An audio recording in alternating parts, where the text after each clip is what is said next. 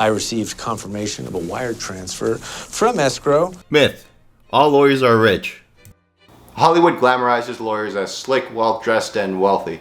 But before you take the LSATs and try out your legally blonde fantasies, let's take a look at reality. What, like it's hard? The legal profession in North America is characterized by a striking bimodal salary distribution for new lawyers. It's a phenomenon described as two distinct salary peaks at opposite ends of the income spectrum. This means that some people are pretty rich and some people are pretty poor. I mean, it's one banana, Michael. What could it cost? $10? The lower peak, ranging from $40,000 to $75,000, accounts for about half of reported salaries for new lawyers. It's difficult paying 200 grand in student debt with that. Don't be a lawyer.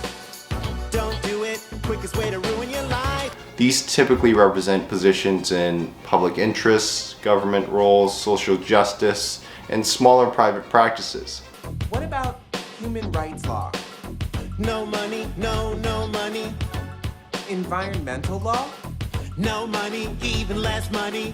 The two bimodal salary distributions might average out to something over $100,000, which is great, but this is deceptive since only a tiny number of jobs are actually within this region.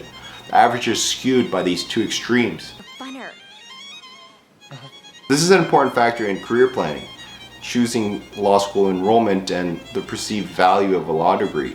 It also raises concerns about access to justice and diversity. It's grounds for firing. Some law graduates are pursuing alternative careers, leveraging their legal education in JD advantaged positions, potentially providing a ground in that salary distribution in the middle.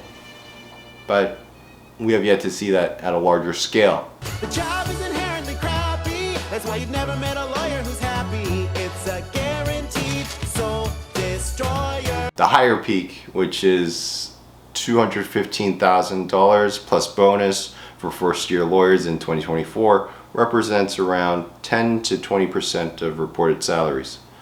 The peak is associated with big law positions. The large New York-based corporate law firms that have you working 50 to 80 hours and tear out your living soul. So I became a lawyer. The toughest, smartest corporate lawyers do M&A. 4 years working on a pharmaceutical company's merger with another pharmaceutical company. It is very lucrative to be a big law partner.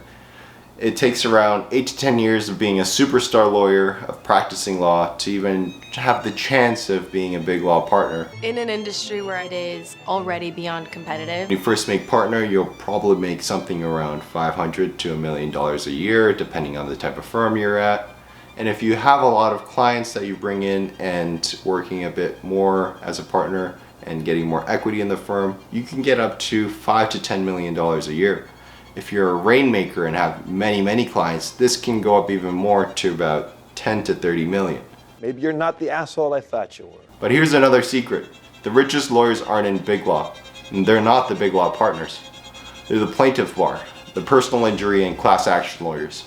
Joe Jamail, referred to as the King of Torts, at the time of his death had an estimated net worth of $1.7 billion as a lawyer. Nobody comes close to his $11 billion verdict in 1985. The goal is, when you walk in the courtroom, you've got a jury, you want to make it look easy like Joe DiMaggio playing center field. His courtroom skills made him the wealthiest attorney in the nation. We explored the myth that all lawyers are rich, and the conclusion is this myth is Plausible. Immigration law? No money, plus it's a bummer.